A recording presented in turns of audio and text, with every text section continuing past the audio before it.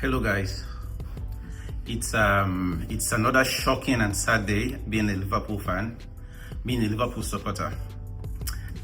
I'm so pained, I'm so angry right now because I think our manager and the slot has totally lost it. I know some of the players have some blame to take, but we have totally lost it. It's a shame to go to Paris and you're beating 2-0 and then back to Anfield, back to Liverpool, we are losing by the same scoreline and in one of the most shameful way possible. I think the Liverpool PSG match totally showed the huge difference between Arne Slot and Luis Enrique. How it shows the tactical masterclass Luis Enrique has over Arne Slot. I mean, yes, I would admit that the PSG team, they have more technically gifted players, but in comparison to our own players. But it's not just about the technicality of the players, you understand? I think it has to also do with the manager's instructions on the pitch. And honestly speaking, for Arne Slot, it's totally not there.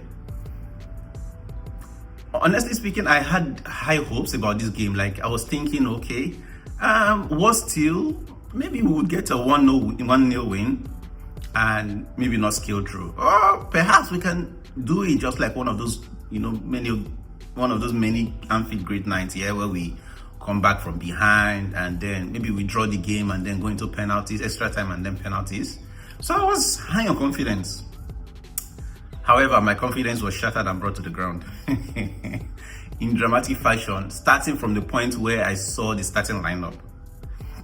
I was like, wait, what is this? I am not getting it. I don't understand. So here is how it goes, right? In the last game we played, where we won 2-0, the lineup kind of made sense in all honesty to me, right? So we had Frimpong, Konate, Van Dijk, we had Robertson, and then we also had our midfield three, McAllister, Gravenberch, and Szoboszlai, if I'm correct. And then we had did Ekitike play that match? I really can't remember. I think so. Salah and Ekitike Salah and Rio Ngumoha. Correct me if I'm wrong, anyways. And you could see the spark and the fire in that team, right? From the beginning to the end of that game. It was one of our most beautiful games this season. I mean, there are very few of them. And I was expecting maybe we have the same lineup or something close. And coming to see the starting lineup with Isak and Ekitike as our two main strikers up front, and McAllister right behind them, and then you have Szoboszlai, Words, and McAllister and Gravenberch in the midfield. I was like, God, what is happening here? What is going on? What is going on? This is madness. For the fact that Isak is just coming back from a lengthy injury, and this is someone who hasn't played a competitive game in over 3 to 4 months. He's just coming back and you're putting him into this crucial game where we really need to score, we really need games. It's weird. And that also just buttresses the fact that Arne Slot totally went against something that has been working, something that the players know. Right? These players, they've known a 4-3-3 system almost all their lives, and to some extent sometimes a 4-2-2 or a 4-2-4 formation, and you're switching that to a 4-1-2-1-2. It doesn't even make any sense. And therefore you are risking your only two strikers in this game. You're risking your only two available strikers in this game. That was a no-no for me, and I'll come back to that very soon. And not just that, two of your potent attacking players were on the bench in Salah and Riongoma. Oh yes, everyone would say Salah hasn't been the best this season. Age has caught up with him. He's not the same Salah we know. But come on, this is the same guy who sometimes he can make stuff happen out of nothing. And moreover, who else do we have that would have played the right wing for us? There was nobody. There is no one better than him, even at his age and maybe seemingly poor form. There's no one who can play better than him in that position. And then you're not playing him, you're putting him on the bench, knowing that this is his last season with a few games to go. It just doesn't make any sense. Right? And then you are not starting Mohamed Salah on the right wing, but you're starting Frimpong on the right back position. And we've seen in so many games this season that the best of Frimpong most times this season have come when he has Salah playing on that same wing with him. Where, yes, he's playing on right back, but when he gives Salah the ball, Salah expects and knows and expects that Frimpong would run for the overlap with his pace. He will run for the overlap and he would give Frimpong the ball back. We saw that a lot of times in the last game we played before PSG. And one would expect that, okay, this should also be the case. But you could see in so many parts of the first half where Frimpong will hold the ball, Ekitike will drift to the right-hand side, Frimpong will give him the ball, and Ekitike would keep on holding on to the ball rather than giving Frimpong the ball when he overlaps. Like, that happened a lot. And I was like, but why are we not playing players who understand themselves better in their best positions? So when I didn't see Salah, I didn't see Rion Gumoha, I was seeing Isak, I was like, wow, this doesn't make any sense. Personally, and before I even get to that, right, my personal opinion, what it would have been, the only thing I also wanted to say is, why is Rion Gumoha not starting? Like, what is the worst case scenario that could happen? Moreover, we're already 2 goals down anyway, right? So this is a kid filled with so much potential and talent, and he's also a threat because of his pace, his dribbling, and his instinct to take shots, which he did when he came on in the second half. So why are you not playing this boy? Like, make it make sense. Oh, some persons say he's not experienced with the Champions League. He's too young. He is so much risk to take. I mean, come on. Look at Karl Lennart of Bayern Munich. Look at Lamine Yamal. Look at the likes of Max Doman. These are players that they have potentials, and the managers who have so much brains in their head know that, yeah, what's the worst that can happen? Let me just put this boy and then see the magic he will give us. And this is someone who is truly filled with magic.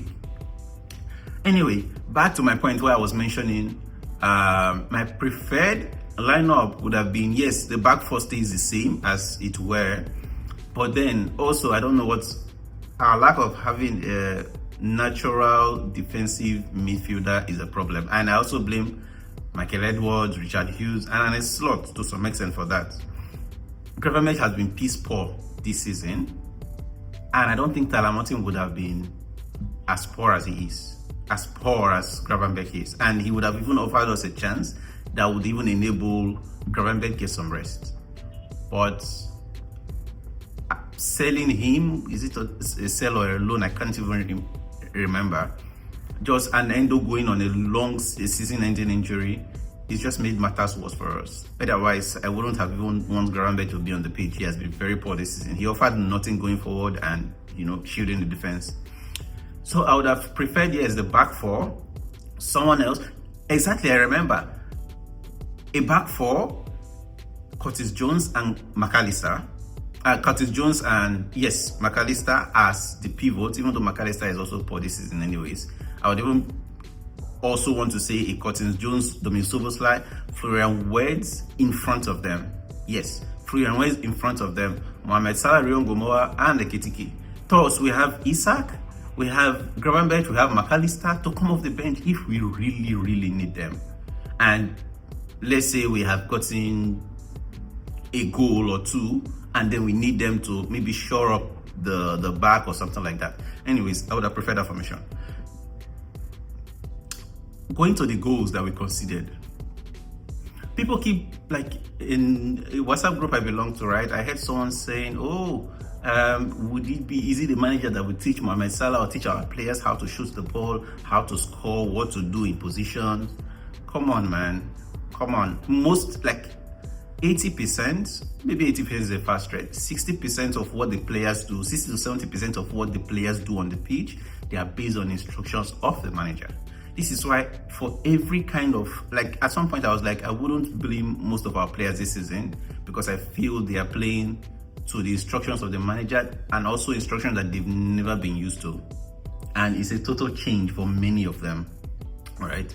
So I'm like, 60 to 70% blame on the manager, right? Because you tell them what to play. And it's a totally, take for example, look at the cohesion. Like for every PSG player that comes in, they already know what to do because Luis Enrique has instilled and drilled into the team an identity, a pattern that works well for them. Be it the Korean guy, is it the Korean guy? Be it Zeredue, be it Kangli is the Korean guy, I think. Be it whoever. Be it Mayulu, the young boy, they know what to do at every point in time. They know how to make runs, how to create spaces for each other. But our case, no, totally not the same. And going to the end of the game here, where we considered the 2 goals, I think it's just purely technical masterclass from Luis Enrique. He totally schooled and a slot. And here's what I think he did, right? He's like, okay, they came to Paris, we beat them 2-0, so we have a 2-goal advantage. Now we're in Anfield, we know the power of Anfield, we know the fans, we know the pressure would feel, right? We all managed 0-0 in the first half. Let's go into the second half. Hey guys, here's what you're gonna do. The second half, let them come. They are the one chasing 2 goals. You don't need to do much. And I trust in Marquinhos, in Pacho, in Hakimi. You have the pace to come back. You know, I trust in you guys coming back and helping the defense. And Vitinha, you guys are technical. You can manage your way out in the second half. Don't press. Let them do their thing. Let them come and try to get the goals. Let them try to get a one goal. Let them try to get the second goal. And when they're coming, you guys are fast. Hakimi, you're fast. Dembele, you're fast. Brady Bacola, you guys are fast.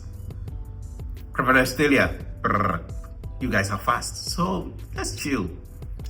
And that was exactly what happened when we played, putting so much pressure on them beginning of the first half, the first 15-20 minutes, because there was so much pressure on PSG anyways, admittedly. Just one mistake, one counter-attack led to the goal, which Dembele scored. They were like, we'll soak up pressure. When they are coming for us, we hit them on the counter. And they did that. You would think, okay, this will be the end. And that's where a hot mod, where you give a soccer punch and the other person is angry. They're like, no, I will never give up. I have to come in.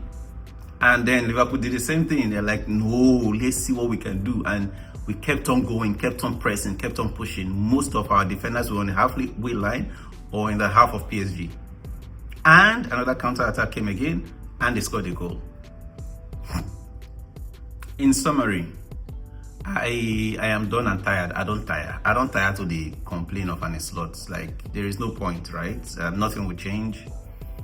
In fact, my full blame goes to Fenway Sports Group, especially Michael Edwards and Richard Hughes, for depleting the team in this manner. Like, we sold lots of players that would have helped us this season, and trusting in this manager till this point. I mean, ever since we lost to Man U and Chelsea, it was enough. We had kind of like seen enough. Early in this season, many fans had seen enough for him to go, because lots of records were broken at that period, at that time. The fact that you are even losing to Crystal Palace 3 times in a row, it says a lot. You lost to Newcastle, I think it's 2 times, maybe? It says a lot. And I don't think it should have continued and become this bad, or as worse as it is right now. So, I mean, trophyless this season, there's nothing to go for. In a way, I'm tempted to say we don't make top 4, because if we make top 4, then most likely they will keep an slot. But I am stuck in between making top 4 and us not making top 4 so it can go. I don't care whoever is coming in. There are lots of managers I think are technically astute and better than an slot. Enzo Maresca can do better. Unai Emery, I believe, can do better. And Danny Iraola can do better. Now, I haven't even called Steven Gerrard or Xabi Alonso, maybe, but there are lots of managers that can do better, that have an identity, a style of play. And it's not just doesn't have it. I'm sorry to say. Anyways, thank you guys. Please like and share. It's just our usual rant about Liverpool. I would have had more joy watching Barcelona Atletico, but we have another game to enjoy tonight. So catch ya.